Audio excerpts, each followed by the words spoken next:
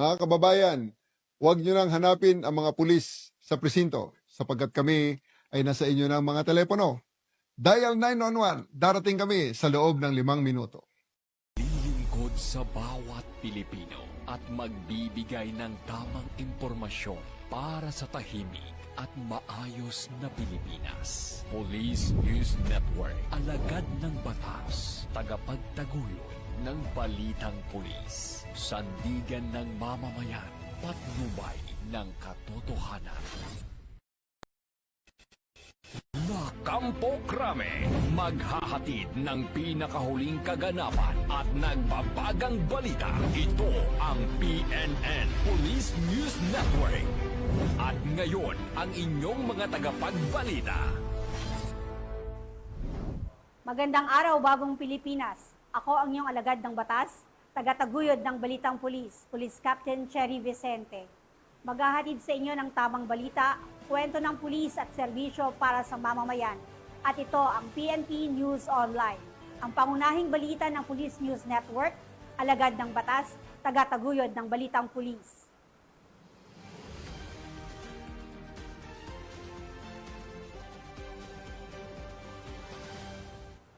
Narito ang mga balitang hatid ng ating PNP correspondents mula sa iba't ibang panig ng bansa.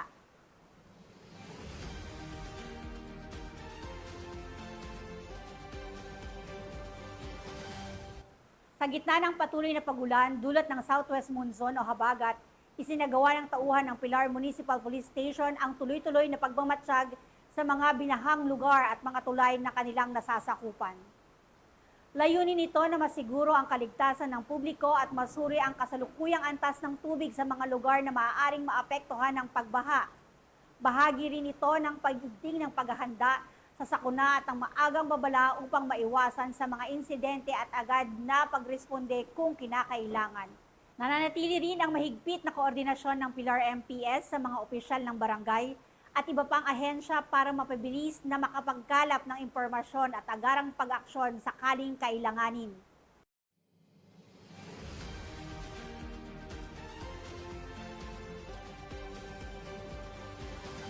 Sa kulungan ang naging hantungan ng isang grade 10 na estudyante matapos mahulihan ng mahigit na 6 na milyong pisong halaga ng shabu sa isinagawang anti-illegal drug operation ng mga operatiba ng Inabanga Municipal Police Station sa Barangay Tungod, Inabanga, Bohol.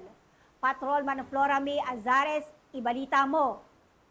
Hawak ng pulisan ng Inabanga ang grade 10 student matapos mahulihan ng 6 na milyon at 800,000 pisong halaga ng hinihinalang shabu sa isinagawang buy-bust operation sa Barangay Tungod, Inabanga, Bohol noong ika-18 ng Hulyo ng taong kasulukuyan. Kinilala ni Police Captain Albert R. Sator, Chief of Police ng Inabanga Municipal Police Station, Bohol Police Provincial Office, ang suspect na si Joshua, 22 anyos, na residente ng Purok 1, Barangay Mantataw, Calape, Bohol, at nasa listahan bilang high-value individual. Batay sa ulat ng pulisya, bandang alas 12:20 ng madaling araw nang ikinasa ng operatiba ang buy-bust operation na nagresulta sa pag-aaresto ng suspect at pagkasabat ng 13 pakete ng hinihinalang shabu na may timbang na 1 kilo at may standard drug price na 6,800,000 pesos, buy-bust money at isang cellphone. Samantala, kasulukuyang nasa kustudiya ng Inabanga MPS ang suspect at mahaharap sa kasong paglabag sa RA 9165 o Comprehensive Dangerous Drug Act of 2002. Paalala ko lang sa ating komunidad na iwasan natin ang iligal na droga. Nakakasira ito ng buhay, kinabukasan at pamilya. Protektahan natin ang sarili at pamilya. Huwag hayaang madamay sa bisyo ng droga. Ang paggamit ng droga, pagbebenta o pagtutulak ng droga ay labag sa batas. May karamtangang parusa ang sinumang sangkot dito. Maging mapagmatsyag sa paligid.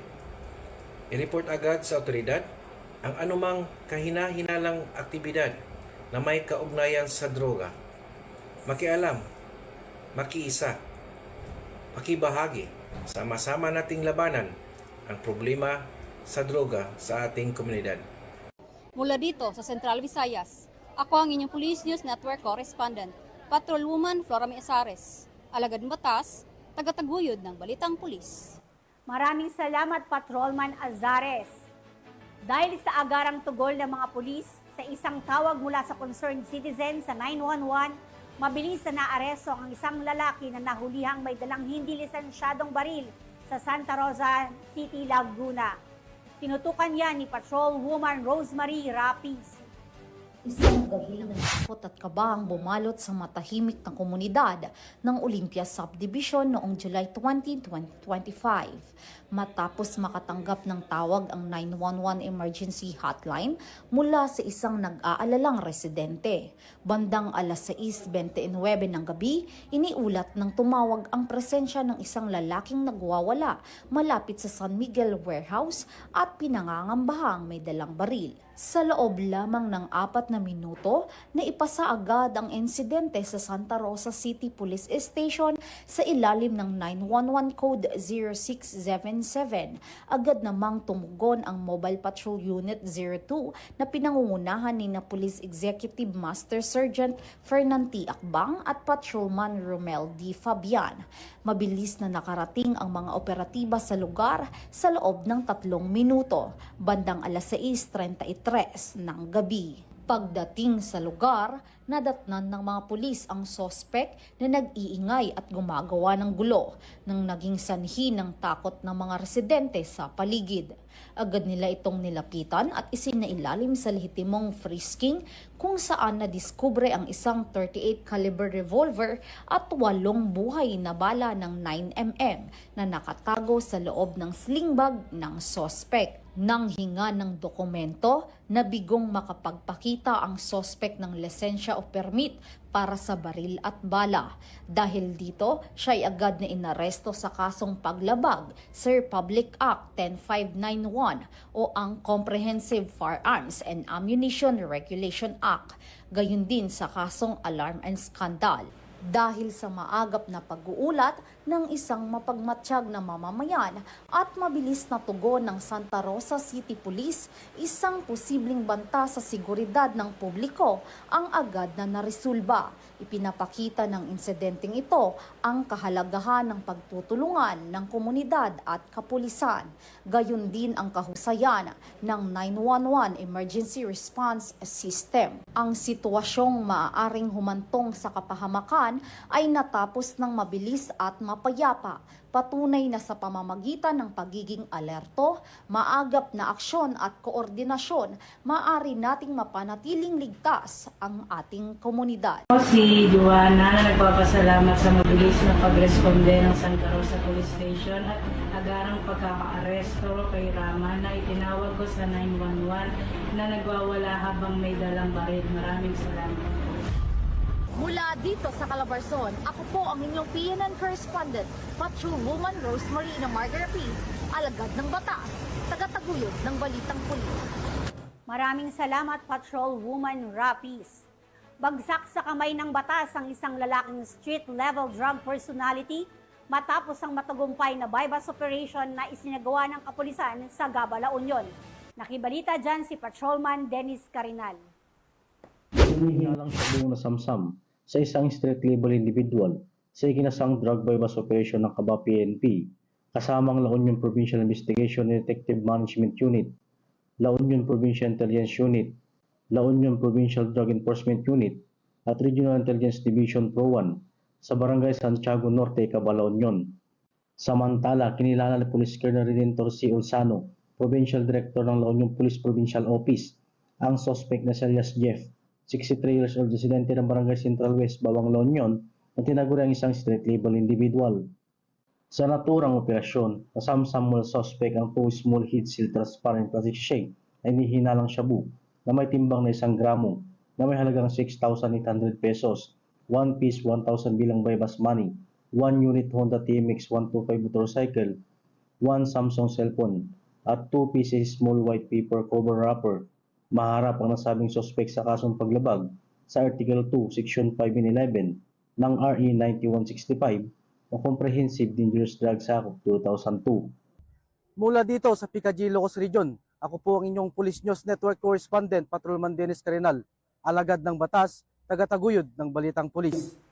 Maraming salamat, Patrolman Carinal. Naaresto ang 2 lalaki mula Tondo, Maynila sa isinagawang operasyon ng pulisya sa Gapan City, Nueva Ecija matapos mahulihan ng mga Sigarilyong walang kaukulang dokumento. Nakatutok dyan si Patrolwoman Janice Bulahaw. Naaresto ng mga operatiba ng Nueva Ecija Police Provincial Office ang dalawang lalaki mula Tondo, Manila matapos mahulihan ng malaking bilang ng sigarilyong walang kaukulang dokumento habang isinasagawa ang isang Oplancita operation sa lungsod ng Gapan.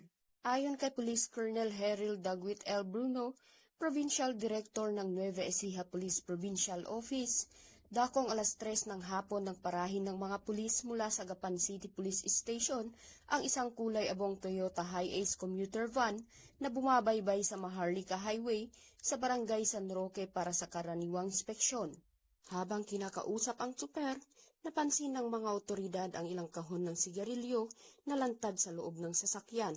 Sa mas malalim na pagsisiyasat, natuklasang may 6 na kahon ng RGD cigarettes sa loob ng van na tinatayang nagkakahalaga ng 136,500 pesos. Nakilala ang mga suspect na parehong lalaki, edad 30 at 33 anyos, na parehong residente ng Dagupan Street, Tondo, Manila. Dahil sa kabiguang makapagpakita ng kaukulang dokumento para sa mga kargang produkto, agad na inaresto ang dalawa at sinampahan ng kasong paglabag sa Republic Act 9211 o ang Tobacco Regulation Act of 2003. Mariin naman sinabi ni Police Colonel Bruno, sino mang magtatangkang kumita sa pamamagitan ng pagpupuslit o pagbebenta ng mga ilegal na produktong tobacco ay haharap sa buong pwersa ng batas. Hindi bukas ang Nueva Ecija sa anumang uri ng katiwalian. Mula dito sa gitnang Luzon, ako ang inyong PNN correspondent, Patrolwoman Janice Bulahaw, alagad ng batas, tagataguyod ng balitang pulis. Maraming salamat, Patrolwoman Bulahaw. Mahigit 200,000 piso halaga ng ipil na kahoy ang nakumpiska ng mga otoridad sa sunod-sunod na operasyon kontra iligal na pagtutroso sa bayan ng Roxas, Palawan. Ang report mula kay Patrolwoman Dara Falogme.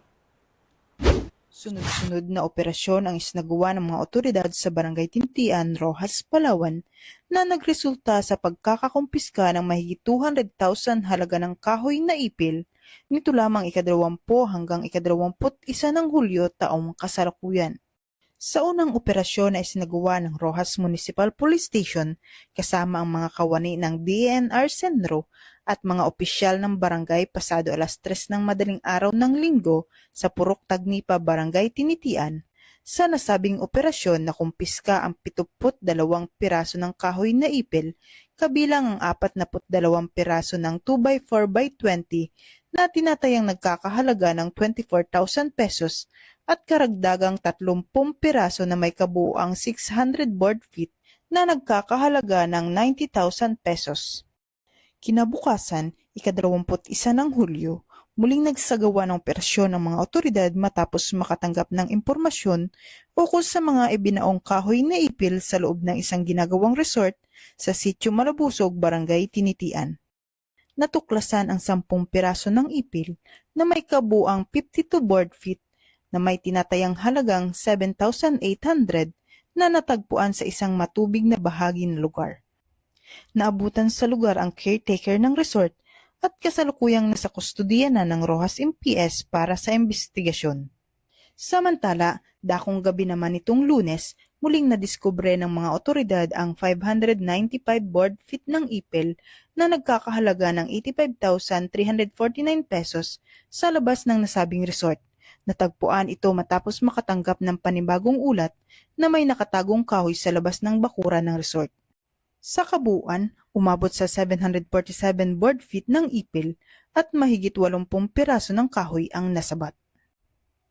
Ang mga suspect ay naharap sa kasong paglabag sa Presidential Decree 705 o Revised Forestry Code of the Philippines.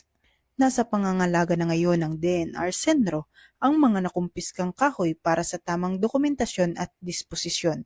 Nawagan din po ako sa ating mga kababayan na tigilan nyo na po ang pagputol ng mga puno dahil nakikita nyo naman sa bawat puno na pinuputol nyo, maraming pamilya ang napiperwisyo sa tuwing bumabaha po sa ating munisipyo. hindi lang po isang pamilya, kundi napakaraming pamilya ang nadadamay sa walang habas na pagputol ng mga puno dito sa bayan ng Roxas. Mula dito sa Calapan City, Oriental, Mindoro, ako ang inyong PNN correspondent, Patrolwoman Dara Falogme, alagad ng batas, tagataguyod ng balitang pulis. Maraming salamat, Patrolwoman Palogme. Bilang bahagi ng maigting na kampanya ng pulis kontra sa iligal na droga, kalaboso ang 2 karpintero matapos mahuli sa isinagawang bypass operation ng mga operatiba ng pulis sa Oton, Iloilo. Patrolwoman Lynette Sablon sa report. Sa patuloy na kampanya kontra iligal na droga, arestado ang 2 construction workers sa ikinasang drug bypass operation ng Oton Municipal Police Station, Station Drug Enforcement Team, sa ilalim ng pamumuno ni Police Lieutenant Colonel Abner Hordan, OIC, sa Barangay Poblacion, South Oton, Iloilo. Dito lamang 19 ng Hulyo, taong kasalukuyan. Kininala ang mga suspect na sina alias Andy, 31 taong gulang, at si alias Toto, 30 taong gulang, kapwa residente ng nasabing barangay. Nakumpiska sa nasabing operasyon ng isang plastic sachet ng inihinalang shabu bilang buy-bust item, 5 plastic sachet ng inihinalang shabu sa pagmamay-ari ng suspect at 2,200 pesos bilang buy-bust money at iba pang non-drug items. Tinatayang haabot sa 14 na gramo ng inihinalang shabu na may halagang 95,200 pesos ang nakumpiska sa nasabing operasyon. Kasalukuyan nakakulong sa Oton Municipal Police Station ang 2 suspect at maharap sa kasong paglabag sa Republic Act 9165 o Comprehensive Dangerous Drugs Act of 2002. Patuloy ang kampanya ng Oton PNP laban sa iligal na droga upang mapanatili ang katahimikan at kaayusan sa komunidad. Mula rito sa Western Visayas, ako ang PNN correspondent, Patrolwoman Lynette Sablon, alagad ng batas, tagataguyod ng balitang pulis. Salamat, Patrolwoman Sablon. Isang high-value target ang naaresto sa matagumpay na bypass operation ng mga operatiba sa Tolomo District, Davao City, kung saan nasamsam ng tinatayang 65,000 halaga ng hinihinalang shabu. Narito ang report mula kay Patrolwoman Aldin Cazarares. Nasa hotel ng otoridad ang isang high-value individual na kilala sa alias na Master, 33 anyos, sa isinagawang bypass operation noong madaling araw ng Hulyo 21 taong kasalukuyan sa Block 4 Lot 22 sa Village, Ulas, Barangay Talomo, Davao City. Pinangunahan ng mga operatiba ng Balis Police Station sa tulong ng Philippine Drug Enforcement Agency ang operasyon na nagresulta sa pagkakaaresto ng suspect at pagkakakumpiska ng 8 sachet ng hininalang shabu na may kabuong timbang na 9.56 gramo at tinatayang halaga na 65,008 pesos. Na-recover rin sa operasyon ang marked money, improvised glass tutor, lighter, watchbox at iba pang drug paraphernalia. Nasa kustodiya na ng Balyok Police Station ang suspect habang inihahanda ang kakulang kaso laban sa kanya. Patuloy ang pinaigting na kampanya ng Police Regional Office 11 laban sa iligal na droga kasabay ng panawagan sa publiko na magkipagtulungan sa mga otoridad upang mapanatili ang kapayapaan at kaayusan sa mga komunidad. Mula dito sa Police Regional Office 11, ako ang inyong PNN correspondent, Patrolwoman Aldin Cañazares, alagad ng batas, tagataguyod ng balitang pulis. Maraming salamat, Patrolwoman Cañazares. At yan ang mga balitang nakalap ng ating PNN correspondents mula Luzon, Visayas at Mindanao. Sa ngalan ng pamunuan ng Philippine National Police sa pangunguna ni PNP Chief Police General Nicolas Torre III at sa pamumuno ni President Ferdinand Bongbong Marcos Jr., kami ay maglilingkod sa bawat Pilipino at magbibigay ng tama at balanseng balita. At kami po ay muling nagpapaalala na huwag nyo nang hanapin ang mga pulis sa mga presinto sapag kami ay nasa inyo ng mga telepono. Dial 911, darating kami sa loob ng 5 minuto. Dahil sa bagong Pilipinas, ang gusto ng pulis, ligtas ka. Mula rito sa tanggapan ng tagapag-ugnay ng Pambansang Pulisya, ako ang inyong alagad ng batas, tagataguyod ng Balitang Pulis, Police Captain Cherry Vicente. Maghahatid ng tamang balita, kwento ng pulis at serbisyo para sa mamamayan. At ito ang PNP News Online, ang pangunahing balita ng Police News Network.